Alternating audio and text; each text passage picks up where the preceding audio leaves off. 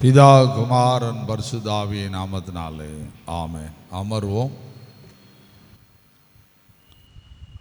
இந்த நல்ல மாலை நேரத்துக்காக நாம் ஆண்டவருக்கு நன்றி சொல்லுவோம். ஆண்டவர் உலகத்தில் மக்களை தனக்காக தெரிந்து கொள்ளுகிற நாட்களை ஏற்படுத்தினார். இந்த உலகம் அழிந்து கொண்டிருந்தது. அந்த அழிந்து கொண்டிருந்த உலகத்தில் நடந்த கொடுமை என்ன என்பதை குறித்து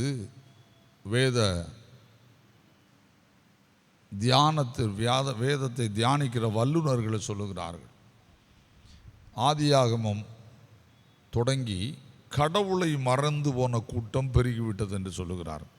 ஆண்டவரை கடவுளாக ஏற்றுக்கொள்ள மறுத்த கூட்டம் ஆதியாகமத்தில் 1ஆம் அதிகாரத்திலிருந்து 5ஆம் அதிகாரம் வரைக்கும் முற்றிலுமாய் வந்துவிட்டது என்று சொல்லுகிறார்கள். அதன் பின்பு 6ஆம் அதிகாரத்துக்குள்ளே நாம் நுழைவோமானால் நோவா காலத்திலேயும் கடவுளை பற்றி நினைவே இல்லை என்று சொல்லப்படுகிறது. முற்றிலுமாய்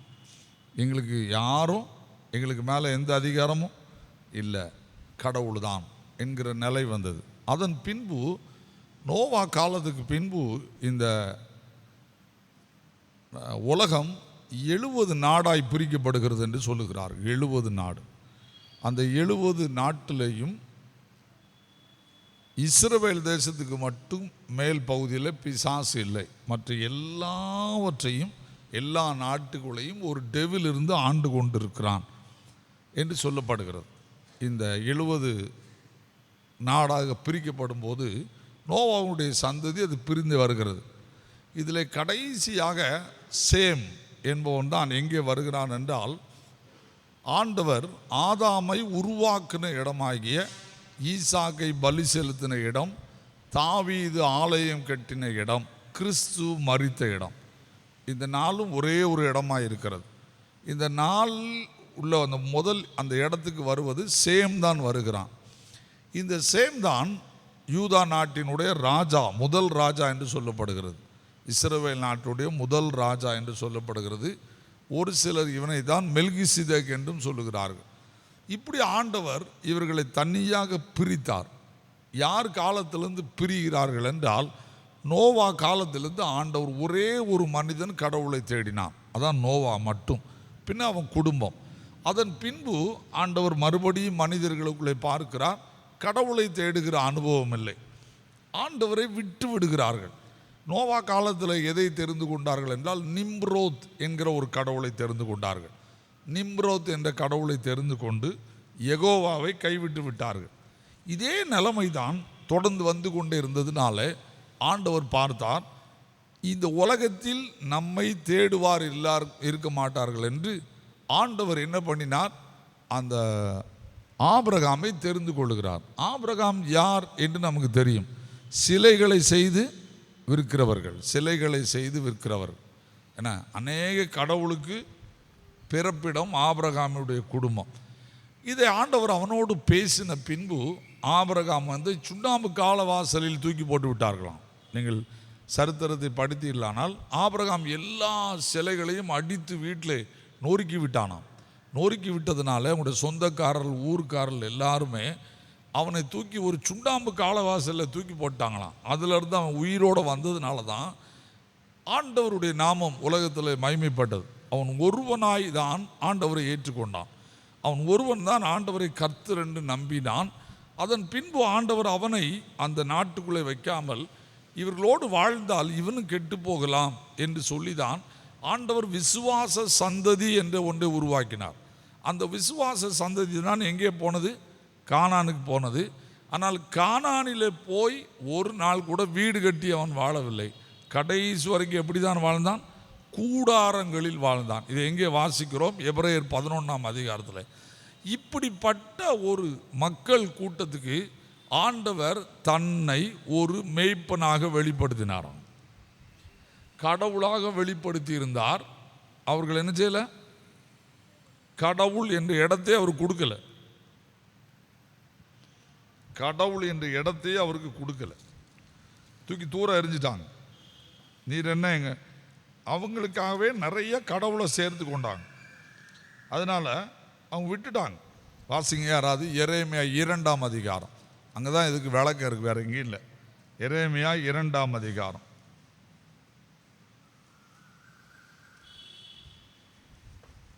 ஒன்பது 10 11 மூணது வாசம் நல்லா புரிஞ்சுக்கோங்க. ஆதலால் இன்னும் உங்களோடு வழக்காடுவேன், உங்கள் பிள்ளைகளின் பிள்ளைகளோடும் வழக்காடுவேன்.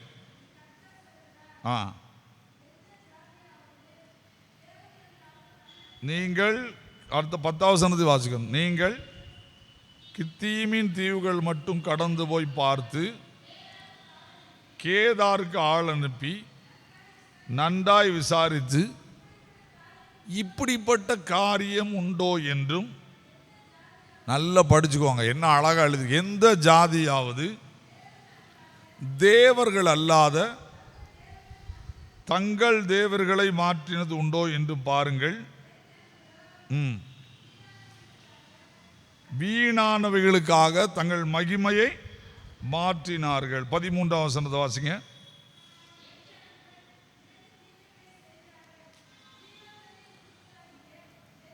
என்ன சொல்லுகிறார் ஆண்டவர்? 2 தீமையை செய்தார்கள். ஒன்று, ஜீவ தண்ணீர் ஊற்றாகிய என்னை விட்டு விட்டார்கள். தண்ணீர் இல்லாத தொட்டிகளாகிய வெடிப்புள்ள தொட்டிகளை தங்களுக்கு வெட்டி கொண்டார்கள். 12ஆம் வசனம், வானங்களே இது நிமித்தம் பிரமித்து கொந்தளித்து மிகவும் திடுக்கிடுங்கள் என்று கர்த்தர் சொல்லுகிறார். இதுதான் கொடுமையான நாட்கள். என்ன நடந்துச்சு? ஆண்டவர் இந்த உலகத்தில் மனிதனை படைத்தார். பிசாசு என்ன பண்ணினான்னா கடவுளை மறக்க பண்ணினான். கடவுளே தேவையில்லை, கடவுளே தேவையில்லை, உங்களுக்கு அநேக கடவுள்களை நீங்கள் எடுத்துக்கொள்ளலாம், உங்களை வழிநடத்துறதுக்கு அநேக கடவுள் இருக்கிறார்கள். இப்படி யெகோவாவை மறந்து போன ஒரு கூட்டத்தை ஆண்டவர் பார்த்தார். அதில் இருந்து தான் ஆண்டவர் யாரை தேர்ந்தெடுத்தார்? ஆபிரகாமை தேர்ந்தெடுத்தார். ஆபிரகாமை தேர்ந்தெடுத்தார். அவனை எப்படி தேர்ந்தெடுத்தார்? அவன் தனியாக இருக்கும்போது அவனை அழைத்தார் அப்படின்னு சொல்லியிருக்கு. இப்போ ஆண்டவர் அவனை கொண்டு ஒரு சந்ததியை உருவாக்குகிறார். அந்த சந்ததிக்கு நான் கடவுள் என்று சொல்லுகிறார், நான் தான் கடவுள் என்று சொல்லுகிறார். ஆனால் காலப்போக்கில் தன்னுடைய நிலையை மாற்றுகிறார் என்று ஒரு தேவ பண்டிதன் எழுதுகிறார்.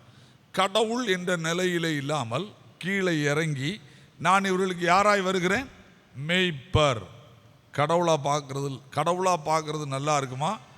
ஆண்டவரை மெய்ப்பராக பார்க்கறது நல்லா இருக்குமா? சத்தமே வர மாட்டேங்குது. கடவுளாக பார்க்கறது நல்லா இருக்குமா? கடவுளை மெய்ப்பராக பார்க்கறது நல்லா இருக்குமா? கடவுள் பவர் இறங்கணுன்னே அழிச்சிட்டு போயிடுவார். அங்கே என்ன விளக்கம் கொடுத்துருக்காங்க அப்படின்னு சொன்னால், என் ஜனங்கள் பிசாசு தவற பண்ணுகிறான், இடற பண்ணுகிறான், தவறுதலானதை போதிக்கிறான். ஆதலால் நான் கடவுளாக இருப்பேனானால் அவர்களை காப்பாற்ற முடியாது, கொல்ல வேண்டிய கட்டத்துக்கு வந்துடும். பிசாசோடு போராடி என் ஜனத்தை நான் மீட்க வேண்டிய கட்டத்துக்கு வந்துடும். மீட்பது சிலுவையில் தான் இருக்கிறது என்பது பிதாவினுடைய வெளிப்பாடு. ஆதலால் அதற்கு நான் போதனை செய்து, அதற்கு நான் வழி நடத்தி, அதை நான் பாதுகாத்து, இந்த உலகத்தில் என்னை தேடுகிற மக்கள் கூட்டமாக அவர்களை மாற்ற வேண்டும் என்கிற நிலைக்கு ஆண்டவர் வந்தாராம். அதனால தான் ஆண்டவருக்கு என்ன பேர் கிடைச்சது? மெய்ப்பன். இதை நீங்கள் பைபிளில் எங்கே முதலாவது நிறைய இடத்துல இருக்குது.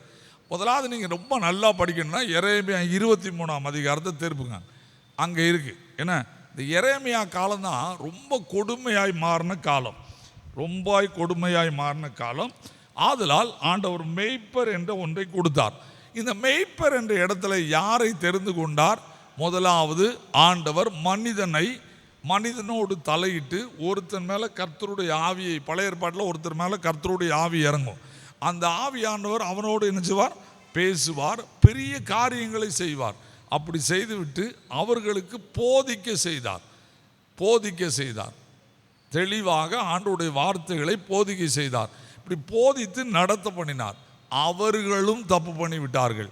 மெய்ப்பர் என்ற நிலையிலே ஆண்டவர் ராஜா என்ற ஒரு குரூப்பை தேர்ந்தெடுத்தார், தீர்க்கதரிசி என்ற ஒரு குரூப்பை தேர்ந்தெடுத்தார், பிரபு என்று ஒரு குறிப்பை தேர்ந்தெடுத்தார். நீங்கள் இதை படிக்கணும், எஸ்ஐக்கியல் 22 அதிகாரத்துக்கு போகணும். 3 விதமான மக்கள் கூட்டம் ஆண்டவருடைய மக்களோடு இணைந்து ஊழியம் செய்ய வேண்டியிருச்சு. அதில் முதலாவது தேர்ந்தெடுத்தது யார சொல்லுங்க? முதலாவது யார் தேர்ந்தெடுத்தார்? ஆசாரியன். புரிஞ்சுட்டா? யாரு? ஆசாரியன். கடைசி ஆசாரியன் யார் தெரியும்? முதல் ஆசாரியன் யாருன்னு தெரியுமா? தெரியாது. கடைசி ஆசாரியன் யாரு? அதுவும் தெரியாது. 3 பொறுப்பில் ஒருத்தர் இருந்தார். யார் தெரியுமா? சாமுவேல். யாரு?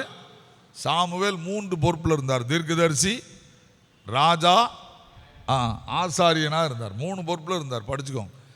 அதுக்கு பின்பு தீர்க்கதரிசி ஆனவர்கள் தனியாக வந்தாங்க, ஆசாரியர்கள் தனியாக வந்தாங்க, எல்லாரும் தனித்தனியாக வந்தாங்க. இப்படி ஆண்டவர் தேர்ந்தெடுத்து அவர்களுக்கு மேய்ப்பர்கள் குணத்தை கொடுத்தார். மேய்ப்பர்கள் குணத்தை கொடுத்து இவங்களை வழிநடத்துங்கன்னு சொன்னார். அதனால தான் ஆண்டவர் தாவீதே நான் உருவாக்க வேண்டிய எசேக்கியேல் 34 சொல்றார். தாவீது தான் எனக்கு ஒரு நல்ல மேய்ப்பன்னு சொல்றார். ஏன்னா அவன் சந்ததியில் தான் ராஜாக்களை அப்படியே எழுப்பிட்டு வருவார் கிறிஸ்து வரைக்கும். இப்போ தாவீதை ஒரு மேய்ப்பராகிறார். ஆசாரியர்களும் மேய்ப்பர் என்று தான் சொல்லப்படுகிறார்கள். புரியுதா?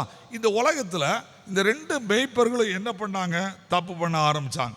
நீங்கள் எரேமியா 23 அதிகாரத்துக்குள்ள 1வது வசனத்தை ஒருத்தர் படிங்க. அதே இது எஸ்ஐக்கியல் 34 படிக்கலாம். என் மேய்ச்சலின் ஆடுகளை கெடுத்து சிதறடிக்கிற மேய்ப்பர்களுக்கு ஐயோ என்று கர்த்தர் சொல்லுகிறார்.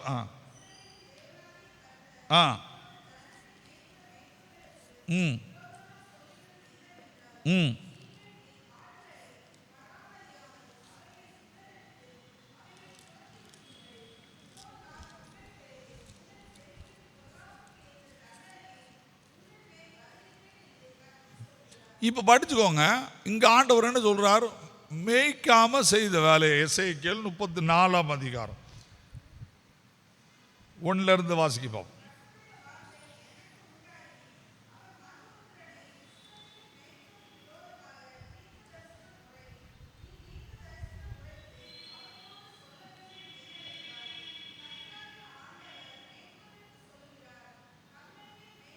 இவங்க என்ன ஆரம்பிச்சிட்டாங்க?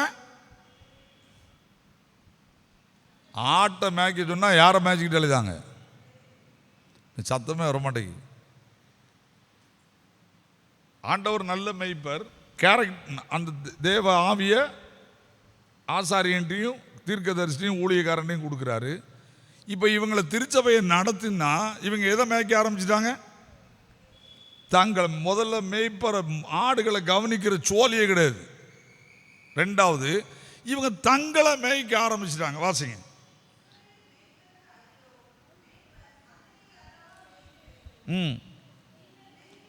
நல்லா புரிஞ்சுக்கோங்க. தங்களே மேய்க்காரங்களா என்ன அர்த்தம்?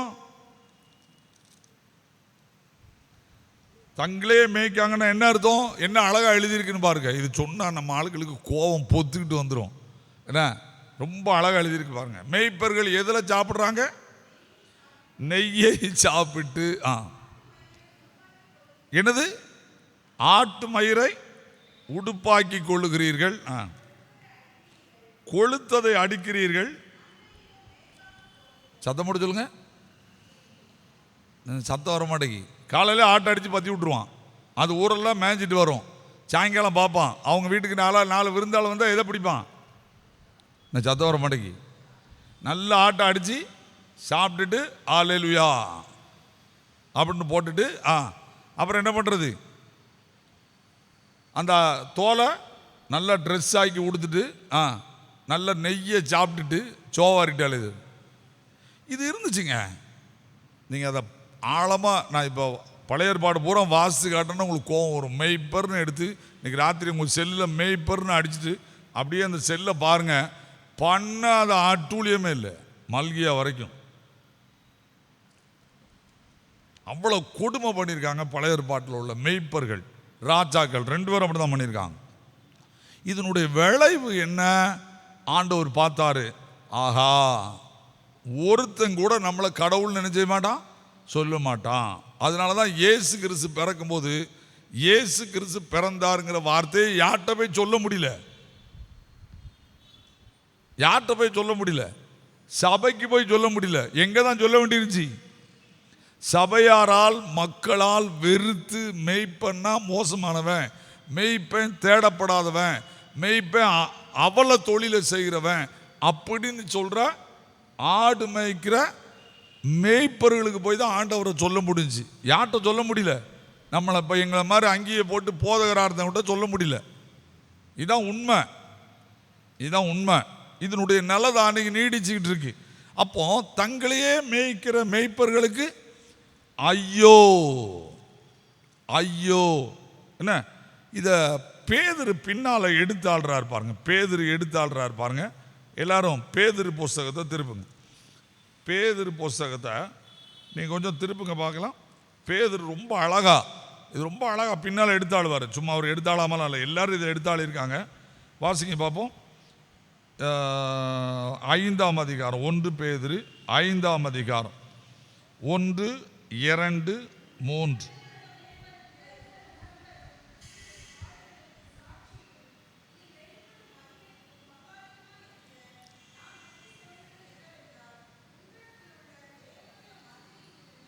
என்னது? உங்களுக்கு கொடுக்கப்பட்ட தேவனுடைய மந்தையை நீங்கள் மேய்த்து கட்டாயமாய் அல்ல. என்னது?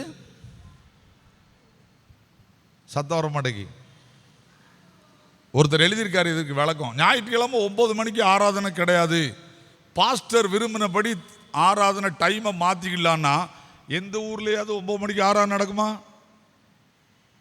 அதுக்கு விளக்கம் அப்படி தான் எழுதியிருக்காரு ஒருத்தர்.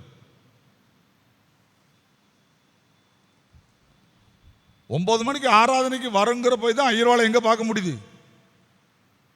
சர்ச்சில் பார்க்க முடியுது. அவருக்கு ஜனநாயகம் கொடுத்துட்டா இன்னைக்கு காலையில் 9 மணிக்கு முடியாது, சாயங்காலம் 9 மணிக்கு வாங்கன்னு சொல்லிட்டு போயிடுவாருங்க. அதான் எழுதுறான், மனப்பூர்வமாய் மேய்க்கிறவர்கள் இல்லாமல் போகிற காலம்.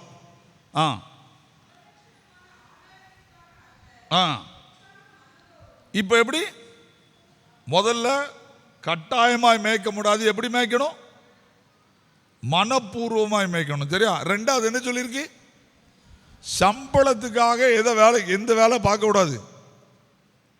போதகர் பணி பார்க்கவே முடியாது, போதகர் பணி பார்க்கவே கூடாதுன்றான். ஏன்னா சம்பளம் எப்போ வந்துச்சு? சம்பளம் எப்போ வந்துச்சு?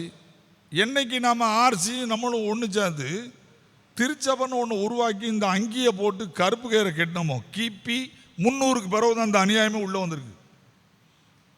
அது வரைக்கும் இப்படிப்பட்ட ஆலயங்கள் கிடையாது. கூடி கூடி வீட்டில் தான் அனுப்பிச்சிதாங்க ஆண்டவர் ஆராதிச்சாங்க, வீடுகளில் தான் ஆண்டவர் ஆராதிச்சாங்க. எக்கச்சக்கமான பேர் இயேசுவை ஏற்றுக்கொள்ள ஆரம்பித்தாங்க. மனம் திரும்புதல் கணக்கத்து வர ஆரம்பிச்சிச்சு.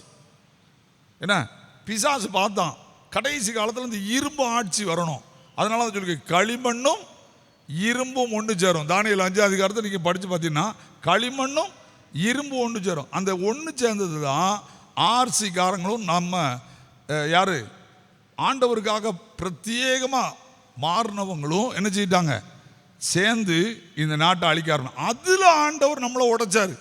யாரை வச்சு? மார்ட்டின் லூத்தரை வச்சு. இல்லைன்னா இந்த சபை அப்பமே அழிஞ்சிருக்கும், ரட்சிப்புங்கிறதே இருக்காது. நல்லா புரிஞ்சுக்கோங்க, நீங்கள் வேத சரித்திரத்தை நல்லா படிக்கணும். இரும்பு ஆட்சி உள்ள நுழைஞ்சி நம்மளையும் அவங்களையும் ஒன்று சேர்த்து பாவத்தை செய்கிறது தப்பு இல்லைன்னு சொல்லிட்டு இன்னைக்கு கடைசி காலத்தில் ஒரு பைபிள் எழுத போகிறாங்க. அது அவங்க தான் எழுத போகிறாங்க. நல்லா புரிஞ்சுக்கோங்க, இந்த பைபிள் தப்புன்னு சொல்ல போகிறாங்க. அதுக்கு ஒரு எல்லா ஏற்பாடும் நடந்துக்கிட்டு இருக்கு. அப்போ நம்முடைய அதை நீங்கள் சரித்திர வழியாக படிச்சிடலாம். நிறைய பேர் கோவம் வரும், நிறைய பேர் கோவம் வரும். இப்போவுமே இஸ்ரவேலுக்கு சப்போர்ட் பண்ணக்கூடாதுன்னு சொல்கிறது யார்? பிரிட்டன் அரசு. நல்லா புரிஞ்சுக்கோங்க, இங்கிலாந்து, ஜெர்மன், இது கூட தான் ரோம் இருக்குது.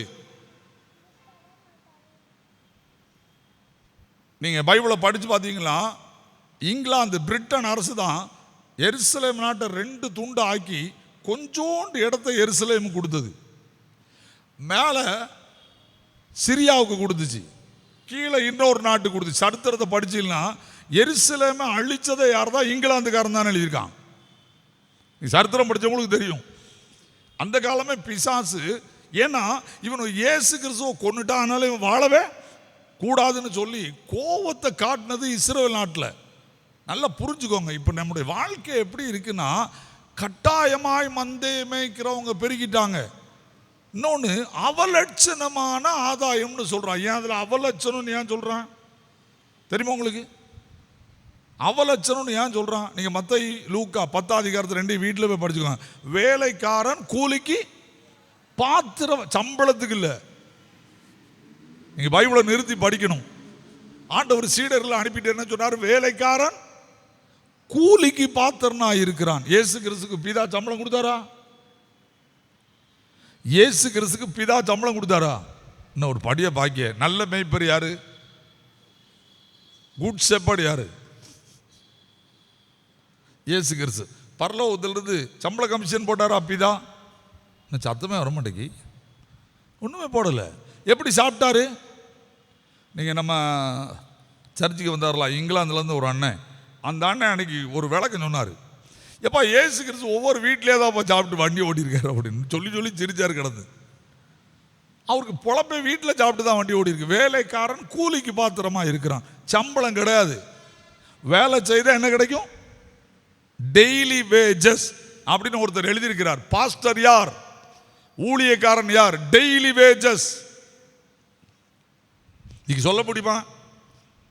நீ கோயிலுக்கு வந்தாலும் சரி, வரணும் சரி, எனக்கு 1ஆம் தேதி என்ன வந்துடும்?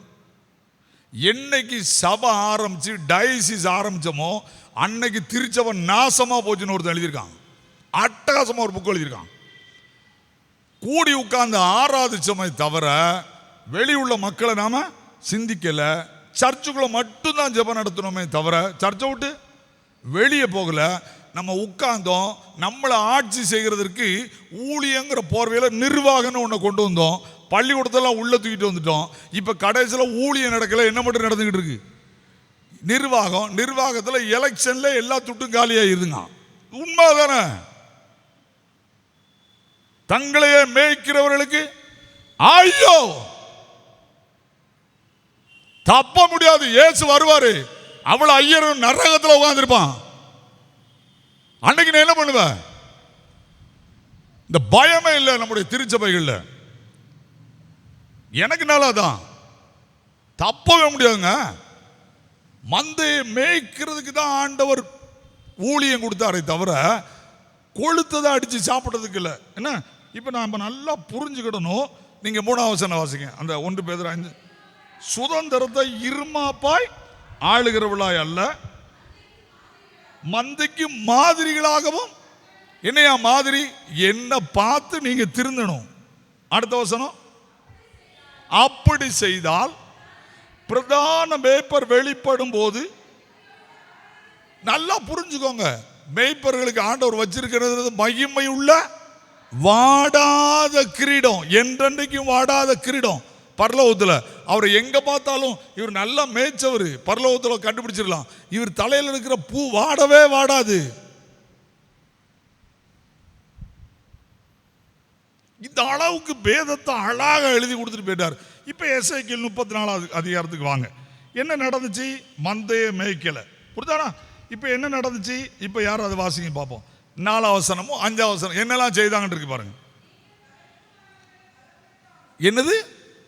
மந்தையில கண்டிப்பா எது வந்துடும்? வயசானோடனே பலவீனம் வந்துடும். நடந்து போகும்போது ஒரு ஆடு ஒரு புலி விரட்டி இருக்கும், பொத்துன்னு விழும், கால் ஒடிஞ்சிரும், பலவீனமாயிரும். ஒழுங்கா மேயாம என்ன செய்யும்? பயந்தே மேயாம மெலிஞ்சிருக்கும், அல்லது வயிற்றால போயிருக்கும், ஒரு வியாதி வந்திருக்கும். மந்தையில் உள்ள ஆடு என்ன செய்யும்? பலவீனமாயிரும். நசல் கொண்டவைகளை குணமாக்காமலும், எலும்பு முறிந்தவளை காயங்கட்டாமலும். என்னது? சில ஆடு துரத்துன்றும், சில புலி ரொம்ப தூரம் விரட்டி இருக்கும், ஆனால் அது தப்பிச்சு போயிடும். இப்போ மந்தையை விட்டுட்டு யார் தான் தேடி போனோம்? மேய்ப்பர் தான் தேடி போனோம். என்ன அழகாக எழுதியிருக்காங்க பாருங்க. நீங்கள் ஒரு 20 வருஷத்துக்கு முன்னால் உள்ள போதகரில் பாருங்க, அப்படியே இதனுடைய கேரக்டர் அப்படியே இருக்கும். நான் போதகர் வீட்டில் வளர்ந்துவேன். ஒரு ஆள் கோயிலுக்கு வரட்டா கேட்பாங்க, இன்னைக்கு அவர் ஏன் வரல? எங்கள் சர்ச்சில் ஜான் சாமியில் ஒரு ஐரோவாள் இருந்தார். அவர் ஆராதனை முடிஞ்ச உடனே இங்கே வாடா அப்படிம்பார். இந்த யாக்கோப் அவர் வீட்டுக்கு என்னை கூட்டு போம்பார். நான் கூட கூட்டு போவேன். ஏன் கோயிலுக்கு வரலாம், அங்கே போய் கதவை தட்டிட்டு ஏன் கோயிலுக்கு வரலாம் பாரு. மாதத்தில் ஒரு நேரம் தான் வருவார். அந்த ஊரில் 50 வீடு இருந்தால் 50 வீரையும் கணக்கு வச்சிருப்பார். ஏன் கோயிலுக்கு வரலான்னு கேட்பாரு. நல்லா புரிஞ்சுக்கோங்க. நசல் கொண்டுதெல்லாம் பார்க்க ஆள் இல்லை.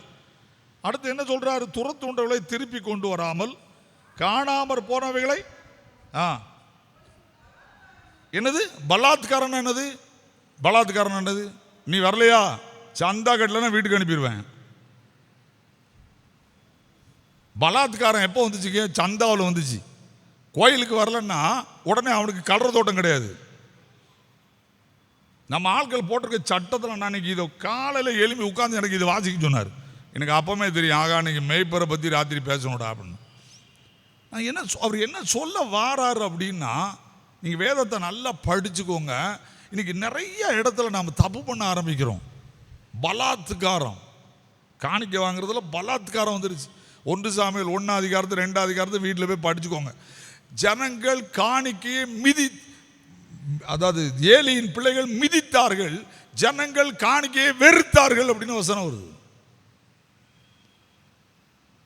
உண்மை. இன்னைக்கு இயேசு கிறிஸ்து வரப்போறதுக்கு அடையாளம் யாரு? நாங்க ஒரு பெரிய அடையாளம். நாங்க ஒரு பெரிய அடையாளம். இந்த ஐயர்மாரெல்லாம் ஒரு பெரிய அடையாளம். இவன் பண்ற அட்டூழியத்தில் இயேசு கிறிஸ்து சீக்கிரம் வந்துடுவாராம். ஒருத்தர் எழுதியிருக்காரு. நான் சில புக்ஸை படிக்கும் போதே எனக்கு பயமா இருக்கும். இந்த அளவுக்கு வேதத்தை எழுதியிருக்காங்களா? இந்த மதுரை பைபிள் காலேஜ்னு ஒரு பைபிள் போட்டிருக்காங்க. அதை நான் உட்காந்து அதை படித்தேன். அதில் எழுதியிருக்கிறதெல்லாம் பார்த்தா அவ்வளோ ஆழமாக எழுதியிருக்காங்க. இந்த அளவுக்கு உலகம் மாறுறதுக்கு என்ன காரணம்?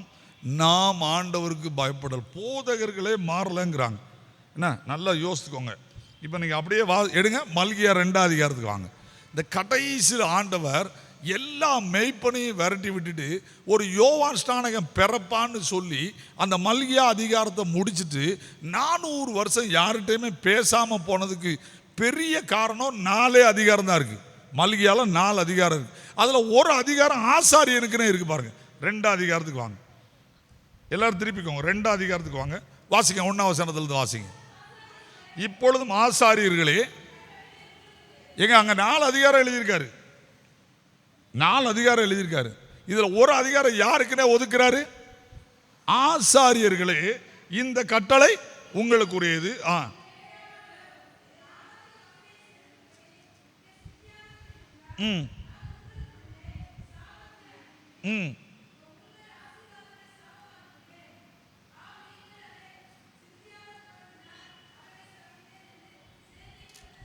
நீங்க அதை சிந்திக்கவே மாட்டேங்க. உங்களுக்கு சர்ச்சை பத்தி சிந்தனையே இல்லை, வேதத்தை பத்தி சிந்திக்கவே மறக்கிறீங்க. அதனால நான் சாபத்தை போட்டு சபிச்சிட்டேன்.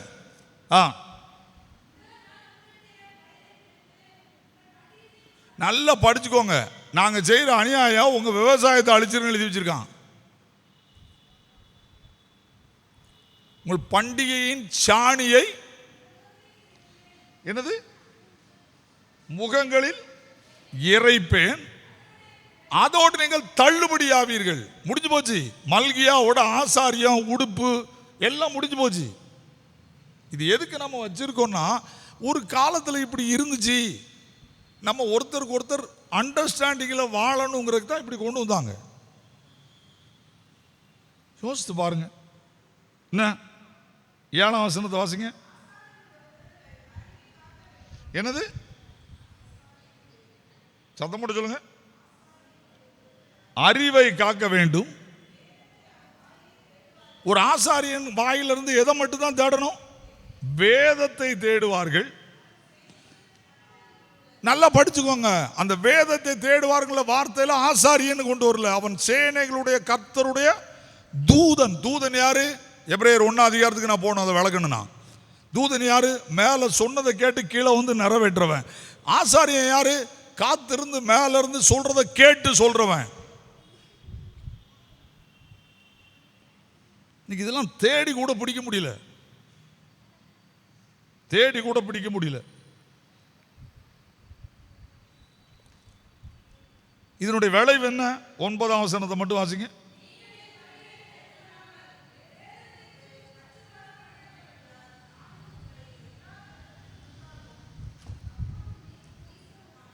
எங்களை எப்படி மாத்திட்டாரு? ஏன்னா வரான் பாரு, ஐயர்வாள்னு சொல்ல மாட்டான். ஆனால் வரான் பாரு அப்படிமா அற்பரும் நீ. நான் இப்போ அதுக்கு உள்ளே போகணுன்னா பழைய ஏற்பாட்டில் நிறையா இருக்குது, நான் இவ்வளோ போக விரும்பலை. அப்போ இன்னைக்கு நாம் படிக்க வேண்டிய பாடம் என்ன? என்னைக்கு பள்ளிக்கூடத்தில் வாத்தியார் கேட்டாரோ அன்னைக்கு பள்ளிக்கூடம் தொலைஞ்சு. இன்னைக்கு பள்ளிக்கூடத்தில் அவ்வளோ வாத்தியாரும் செல்ல தானே வச்சுட்டாரு தான். யோசிங்க, நல்லா படிச்சுக்கோங்க. கெட்டு போச்சு. ஒரு ஹெட் மாஸ்டருக்கு கீழே அடங்கி இருக்கிற ஆசிரியர்களை தேட முடியலன்ட்டான், இல்லை அப்படின்ட்டான். அவ்வளோ மோசமாக போயிட்டு இருக்கு ஸ்கூல்ஸ் அப்படின்ட்டான். நல்லா புரிஞ்சுக்கோங்க, நம்முடைய வாழ்க்கை கிறிஸ்துவை இந்த உலகத்தில் வர பண்ணுறதுக்கான எல்லா வேலையும் செய்துக்கிட்டு இருக்கு. அவர் அதனால தான் இந்த உலகத்தில் எங்கே வந்தார்னா மேய்ப்பனா வந்தார். இப்போ நல்லா புரிஞ்சுக்கோங்க. இப்போ என்ன ஆச்சு? இப்போ இந்த மேய்ப்பர்கள் தங்களையே மேய்ச்சாங்க, மேய்க்கலை. என்ன நடந்துச்சு? இப்போ எசேக்கியேல் 34 வாங்க, 34 வாங்க, 7ஆம் வசனத்திலிருந்து வாசி.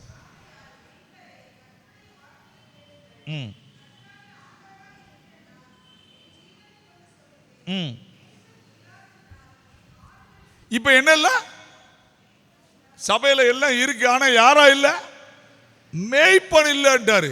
மேய்ப்பன் இல்லாததினால் என் ஆடுகள் சூறையாகி, என் ஆடுகள் காட்டு மிருகங்கள்லாம் இரையா. இப்போ காட்டு மிருகம் என்னது? ஓநாய். யார் இவங்க? கள்ளத்தீர்க்கதரிசி. அதை நான் போனேன்னா மற்ற 7ஆம் அதிகாரத்துக்கு போனோம். என்ன? கள்ளத்தீர்க்கதரிசி, ஓநாய் கூட்டம். இந்த ஓநாய் கூட்டத்துக்கு இரையாகிட்டே இருக்கு சபைகள். அங்கங்க பெரிய பெரிய கூட்டம் வச்சுக்கிட்டு நல்லா சம்பாதிக்காங்க பைபிளை கையில் வச்சுக்கிட்டு. இது அவ்வளோ ஓநாயின்னு எழுதுறாரு அவரு. ஏன்னா சபை சரியில்லைன்னா ஓநாய் தான் பெருகும். நீ பெருக ஆரம்பிச்சிருச்சு. வேதத்தை நம்ம கற்றுக்கொள்ள நிறைய நேரம் மறுக்கிறோம், நமக்கு கோபம் வருது. ஏன் தெரியுமா? வேதத்தை படிக்காதனால தான் கோபம் வருது. படிச்சிருந்தா இப்படியும் இருக்காங்கிற பயம் வரும். இப்ப வாசிங்க. சூறையாகி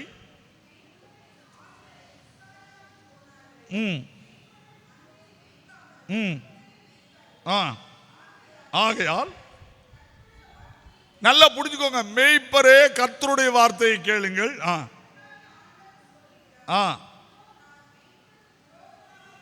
என்னது? எங்களை அவர் தான் ஊழியத்துக்கு அழைச்சாரு. இப்ப எங்களுக்கு விரோதி யாரு? கர்த்தர்.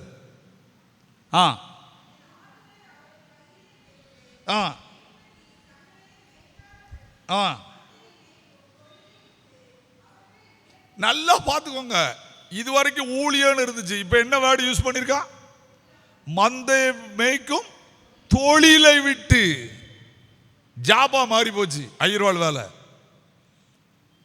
ஒரு காலம் ஊழியமா இருந்துச்சு, இப்ப என்ன ஆகி போச்சு? Very good job. அதெல்லாம் புரிஞ்சுக்கோ. என்ன அழகா பைபிள் நிறைவேறுதுன்னு நம்ம படிக்கணும். வாசிக்க. என் ஆடுகள் அவர்களுக்கு ஆகாரமா இராதபடி அவர்கள் வாய்களுக்கு தப்ப பண்ணுவேன் அப்படின்னு சொல்றார். இது எப்படி செய்தாரு அப்படி நீங்க பார்த்தீங்களா? நீங்க இப்ப வாசித்தீங்களா? அங்க என்ன சொல்லியிருக்கு பாருங்க. 13ஆம் வசனத்தை வாசிங்க.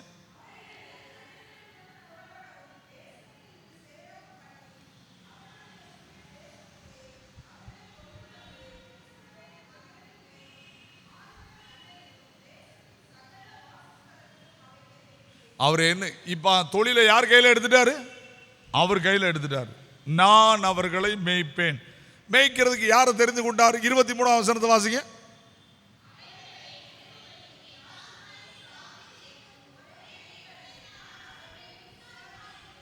போதும். யாரா எடுத்துட்டாரு? தாவீதை. ஆண்டவர் என்ன அழகா இருக்கிறார் பாருங்க. இந்த தாவீது தான் 23ஆம் சங்கீதத்தை ரொம்ப அழகா எழுதினான். கர்த்தரின் அவனை தெரிந்து கொண்டார். நல்லா புரிஞ்சுக்கோங்க. இப்போ நாம இந்த உலகத்தில் நம்மளை விட்டு விலைக்கிறாரு, தொழிலை நம்மளை விட்டு புடுங்குறாரு, தனக்கு தெரிந்த மேய்ப்பனை அவர் தாவீதை தெரிந்து கொண்டார். இப்போ என்ன நடந்துச்சு? இப்போ நீங்கள் பார்த்தீங்கன்னா அதில் நிறைய ஆசீர்வாதம் இருக்கு. 16வது வசனம் 17வது வசனத்தை வாசிங்க. இப்போ அவர் மேய்ப்பனா அவர் வாராரு. பரிசுத்த ஆவியானவர் ஊற்றப்பட்டார். பரிசுத்த ஆவியானவர் ஊற்றப்பட்ட பிறகு பரிசுத்த ஆவியானவரை ஏற்றுக்கொண்டு மேய்ப்பராய் வந்தவர்கள் யார் அப்படிங்கிறத இதில் எழுதுறார். கடைசி காலத்தில் பரிசுத்த ஆவியானவர் ஊற்றப்பட்டு விட்டார். இயேசு கிறிஸ்துவே மேய்ப்பன். அந்த இயேசு கிறிஸ்து மேய்ப்பனாக இருந்து இயேசு தன்னுடைய ஆவியை மக்களுக்குள்ளே ஊற்றி, அதனால தான் பைபிளில் சொல்றாங்க, அழைக்கப்படாமல் ஊழியத்துக்கு வரவே முடியாது. அழைப்பு ரொம்ப முக்கியம். ஜாப் கிடையாது, இது அழைப்பு. நல்லா புரிஞ்சுக்கோங்க. அழைப்பு. நான் இன்னைக்கு கூட ஒரு வீட்டுக்கு ஜோம் பண்ண போனேன். அவங்க வீட்டு ஐயா ஐயர்வாள், அவங்க 2 பிள்ளைகளே ஐயர்வாள் ஆகுங்கன்னு சொன்ன உடனே அவங்க 2 பேரும் சொன்னாங்களாம், எங்களால் இப்படிலாம் வேதத்தை வாசிக்க முடியாதுப்பா, நாங்கள் மரியாதையாக இன்ஜினியர் படித்து ஏதாவது வேலைக்கு போயிடுறோம், வேற யாராவது பாருட்டாங்களாம். எவ்வளோ உண்மை நம்ம யோசித்து பார்க்கணும். அழைப்பு, கால் இல்லாமலாம் ஊழியத்துக்கு வர முடியாது. புரிஞ்சுக்கிட்டா? நல்லா புரிஞ்சுக்கோங்க. அழைப்பு, ஆண்டவர் அழைக்கணும். என்ன எப்படி அழைச்சிருக்காருன்னு எபேசியரில் இருக்குது. என்ன ஆண்டவர் எப்படி அழைச்சிருக்காருன்னு எபேசியரில் தான் இருக்குது. இன்னைக்கு இந்த அழைப்பை நம்ம விட்டுட்டோம். ஒரு காலத்தில் இந்த அழைப்பை பற்றி கேள்வி இருக்கும். இன்டர்வியூவில் போய் அட்டன் பண்ணால் அத்தனை கொஸ்டின் பண்ணுவாங்க. எதுக்காக நீ ஐரோல வந்த, எதுக்காக நீ இந்த திருச்சபைக்கு ஊழியத்துக்கு வர அப்படின்னு கேட்பாங்க. என்ன நீங்கள் நல்லா புரிஞ்சுக்கோங்க. இன்னைக்கு அந்த மாதிரி அனுபவங்கள் குறைய ஆரம்பிச்சிருச்சு, ரொம்ப குறைய ஆரம்பிச்சிட்டு. அதனால தான் நம்ம இன்னைக்கு கண்ணீர் வடிக்க வேண்டியிருக்கு. நம்முடைய வாழ்க்கையில் நிறைய இடத்துல நம்ம ஆண்டவரோடு ஐக்கியப்பட முடியல. என்ன அழைப்பு இல்லாத ஒரு காலம் கொடுமையான காலம்னு சொல்லப்பட்டிருக்கு. என்ன நம்ம அழைப்பை இந்த உலகத்தில் ஆண்டவர் என்னை அழைச்சிருக்காரா, என்ன ஊழியத்துக்கு அழைச்சிருக்காரா அப்படின்னு தேடுற ஆட்கள் இல்லை. அழைப்பு மாறிட்டு. அதனால ஆண்டவர் இந்த உலகத்தில் வந்து இயேசு கிறிஸ்து மேய்ப்பரா வந்தார். மேய்ப்பரா வந்தது பெருசு இல்லை. மேய்ப்பர் அழைப்புக்கு பரிசுத்த ஆவியானவராய் ஒருத்தனுக்குள் வந்து ஊற்றி, நீ வா என் மேய்க்கிற தொழிலை செய், நீ தீர்க்கதரிசி ஆயிரு. சிலரை அப்போஸ்தலராக, சிலரை தீர்க்கதரிசிகளாக, சிலரை போதகராக, சிலரை மேய்ப்பர்களாக அழகாக ஏற்படுத்தினார்னு எபேசு சபைக்கு சொல்கிறான். இந்த அழைப்பு இல்லாததுனால தான் இன்னைக்கு சபைகள் நாசமாக ஆரம்பிச்சிருச்சு. இப்போ நீங்கள் வாசிங்க எசேக்கியேல் 34ஆம் அதிகாரத்தை. அவர் முதல்ல என்ன செய்கிறாரு? நியாயத்துக்கு தக்கதாய் அவைகளை மேய்த்து புஷ்டியும் பலமும் உள்ளவைகளை அழிப்பேன். என் மந்தையை கர்த்தராகிய ஆண்டவர் சொல்லுகிறது என்னவென்றால்,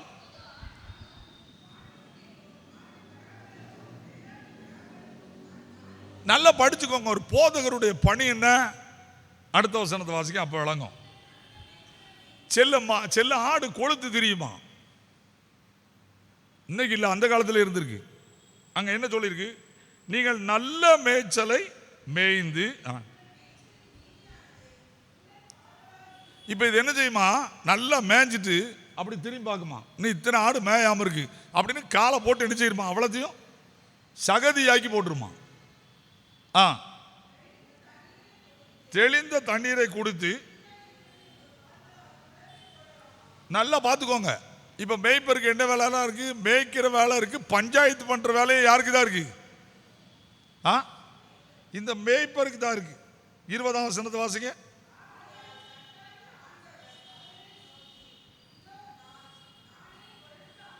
நல்லா பார்த்துக்கோங்க. என்ன அழகான வேர்டு யூஸ் பண்ணியிருக்கா பார்த்துக்கோங்க. கொழுத்த ஆடுகளுக்கும் இளைத்த ஆடுகளுக்கும் நியாயம் தீர்ப்பேன். 22ஆம் வசனம்.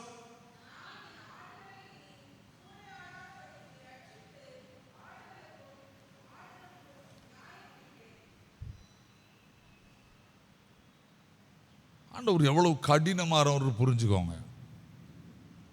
சபைக்குள்ள நடக்கிற அத்தனைக்கு ஜட்ஜ்மெண்ட் உண்டு, தப்பவே முடியாது. போதகர் அநியாயம் பண்ணாலும் செத்தான்.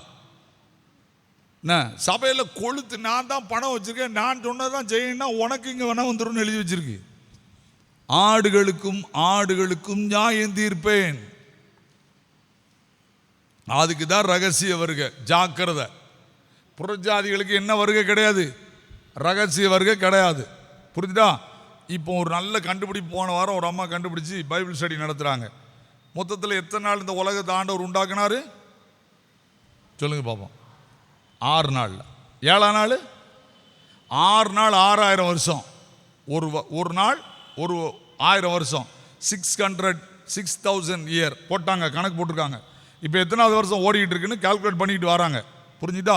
6000. 7ஆவது ஆண்டு இந்த 6000 வருஷம் முடியும் போது 7ஆவது ஆண்டு 1000 வருட அரசாட்சி ஆரம்பிச்சிடும். 7000 வருஷம் முடிஞ்ச பிறகு தான் வருகை இருக்கும். ரொம்ப அழகாக நீ கால்குலேட் பண்ணுறாங்க. நான் அதை உட்காந்து கேட்டுக்கிட்டே இருக்கேன். ரொம்ப அழகாக கால்குலேட் பண்ணுறாங்க. வேதத்தை அவ்வளோ தெளிவாக கால்குலேட் பண்ணி நம்ம ஆண்டவர் எனக்கு சொல்லி கொடுத்தாருங்க. ரொம்ப ஆச்சரியமாக இருக்குது.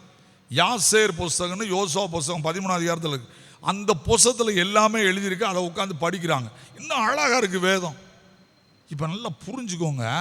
ஆண்டவர் ஆடுகளுக்கு எப்போ நியாயம் தீர்ப்பார் தெரியுமா? இந்த ஆடு கொளுத்த ஆடுலாம் இங்கே சத்தம் முடிக்கிட்டாலையும் ஒரு நாள் ராத்திரி ஆண்டவர் மின்னலை போகிற வருவார். நல்ல ஆடுலாம் படுக்குன்னு எங்கே போயிடும்?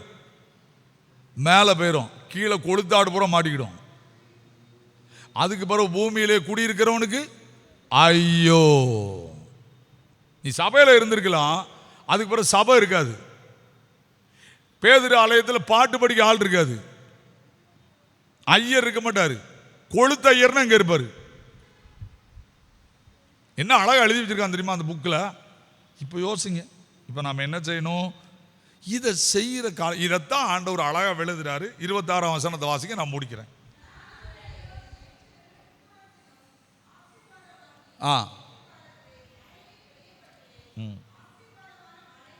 என்ன பையும்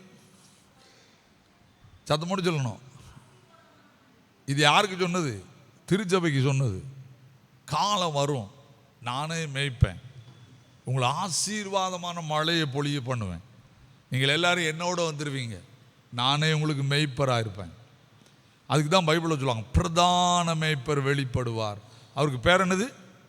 பிரதான மேய்ப்பர். பிரதான மேய்ப்பர். எவ்வளோ கவனமாக இருக்கணும். இப்போ யாரெல்லாம் கவனமாக இருக்கணும்? நம்மளும் கவனமாக இருக்கணும். சர்ச்சில் பொறுப்பில் இருக்குமா? அந்த கொளுத்தாட அலையப்படாது. நான் சொல்கிறது புரியுதா புரியலையா?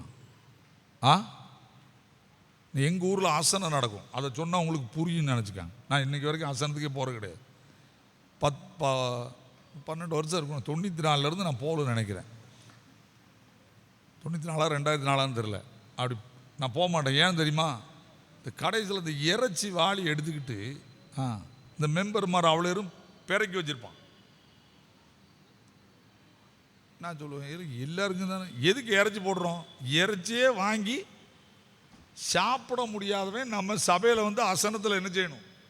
இதுக்கு தான் இறைச்சி போட்டாங்க. இறைச்சி ஏன் போட்டாங்கன்னு குருமார்கிட்ட கேட்டு பாருங்க. வாழ்க்கையில் ஒரு நேரம் கூட என்ன செய்ய முடியாது. இறைச்சி வாங்கி சாப்பிட முடியாதவங்க கோயிலில் வந்தால் என்ன செய்யிட்டு இவ்வளவான இறைச்சி குழம்பு சாப்பிடட்டு தான் இறைச்சி போட்டாங்க. ஆனால் இங்கே பார்த்தீங்கன்னா 50 கிலோ இறைச்சி போட்டால் 20 கிலோ இறைச்சி ரூம்குள்ளே வச்சு ஒழிச்சு வச்சிருது. அதை தான் எழுதுறாங்க. கொளுத்த ஆட்டுக்கும் கேட்டா என்ன நினைச்சிட்ட? இது என்னது? பைபிளை படிக்கிறதே இல்லை. ஆண்டவர் அதுக்கெல்லாம் இடம் கொடுக்கல. வேதத்தை நல்லா படிச்சுக்கோங்கன்னா கொஞ்சம் பயத்தோடு இருங்க. யாராவது இந்த சர்ச்சில் வந்து இடறி போயிட்டாங்கன்னா நான் செத்தேன். இடரில் வருவது அவசியம். எவனால் வருகிறதோ அவனுக்கு ஐயோ, அவன் இந்த பூமியிலே பிரபாது இருந்தானால் நலமாக இருக்கும். ஒரு சர்ச்சில் ஒரு அம்மா வருதா, வந்து ஒன்றுமே தெரியாமல் இதில் வந்து உட்காந்துரும்.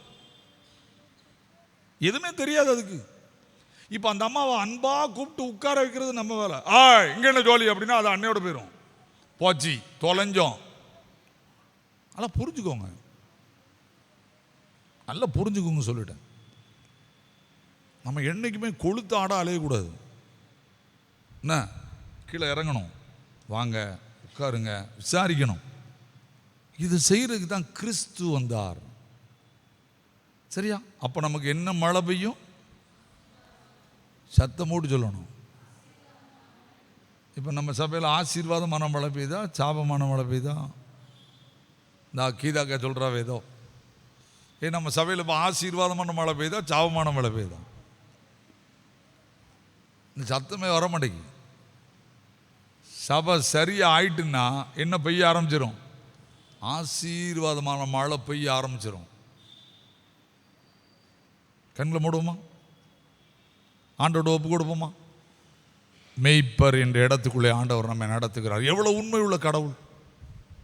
கொஞ்சம் யோசித்து பாருங்க.